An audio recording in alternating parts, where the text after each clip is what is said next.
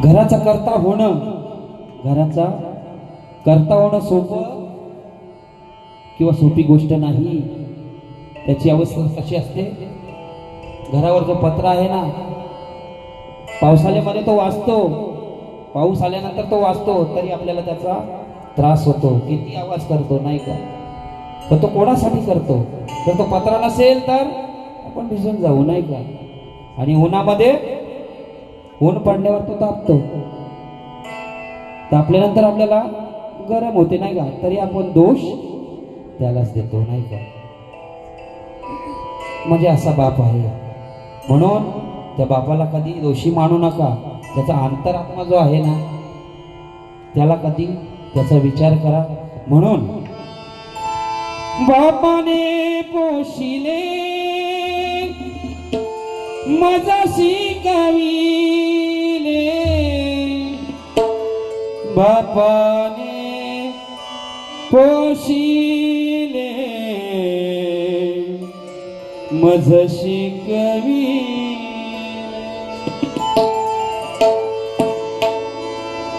बापाने पोशिले मज शिकविले, लाड पुरविले सर्व माझ, आई बापाने लाड पुरविले सर्व माझ, आई बापाने लाड पुरविले सर्व माझ, बापाने पोशिले मज शिकविले, बापाने पोशिले मज शिकविले, लाड पुरविले सर्व माझ, आई बापाने लाड पुरविले सर्व माझ,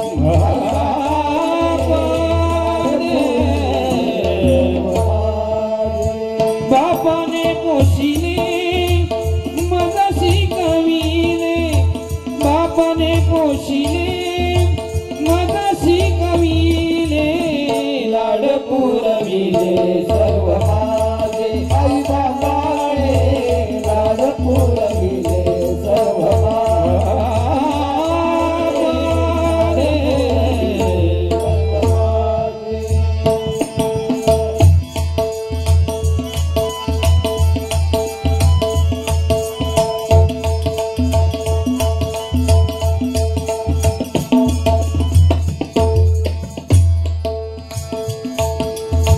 कुठे पाहू त्यासी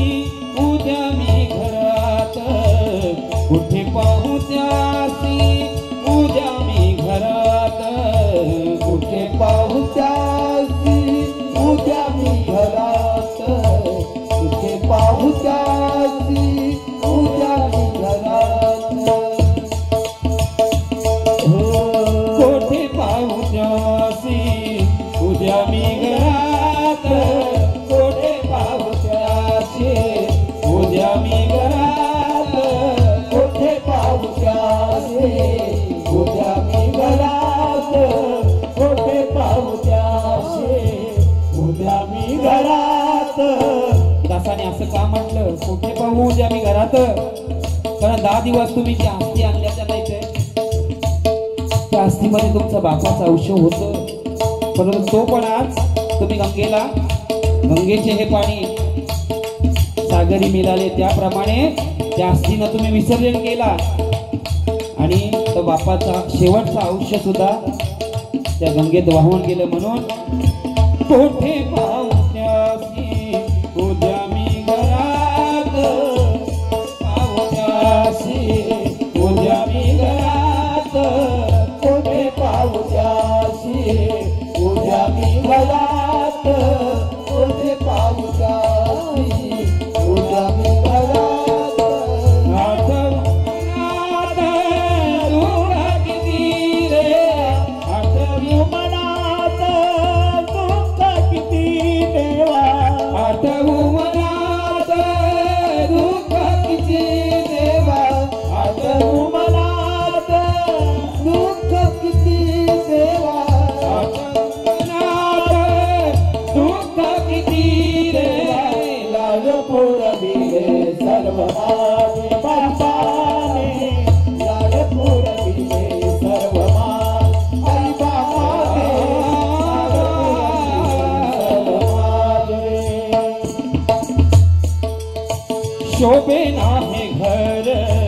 वडिला वाचोनी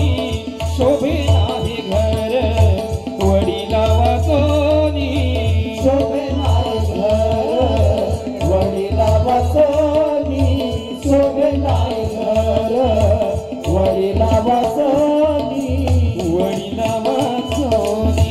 वडिला वाचोनी, वडिला वाचोनी, वडिला वाचोनी शोभे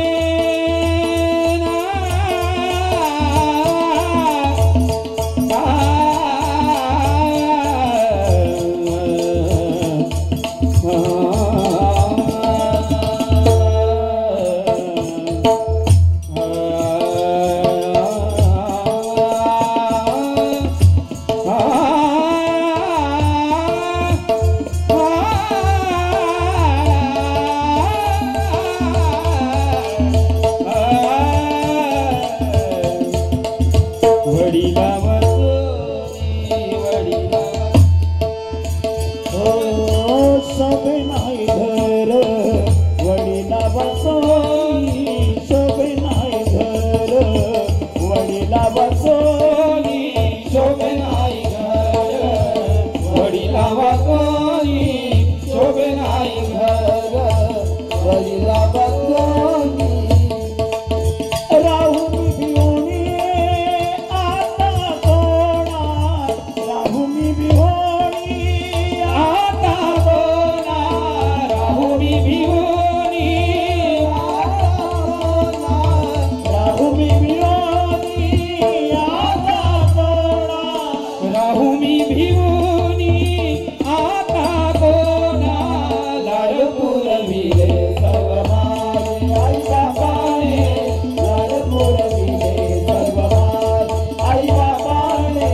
लाड पुरविले सर्व माझे जयदास म्हणे करा पिंडदान, जयदास म्हणे करा पिंडदान, जयदास म्हणे करा पिंडदान, जयदास म्हणे करा पिंडदान, जयदास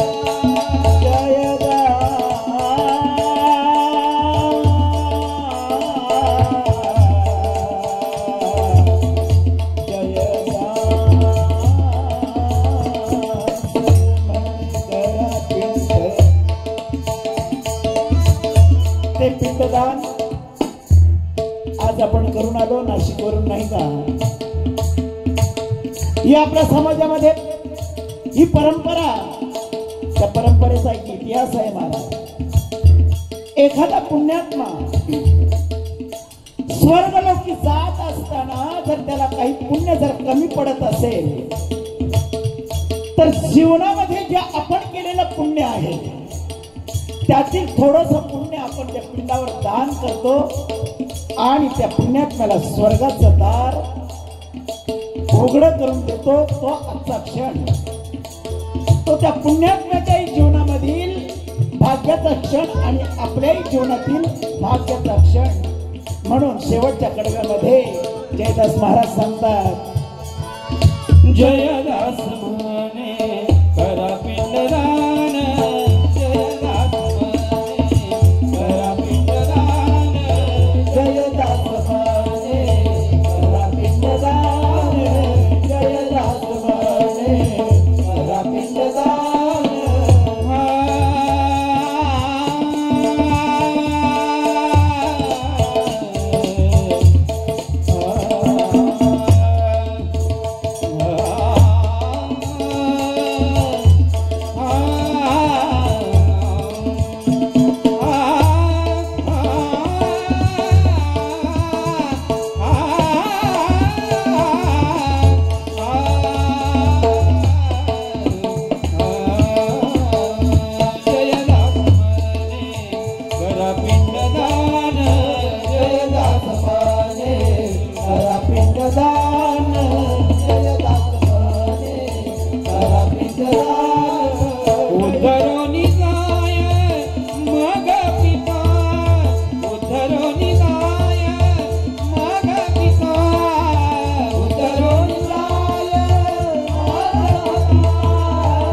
बरोबर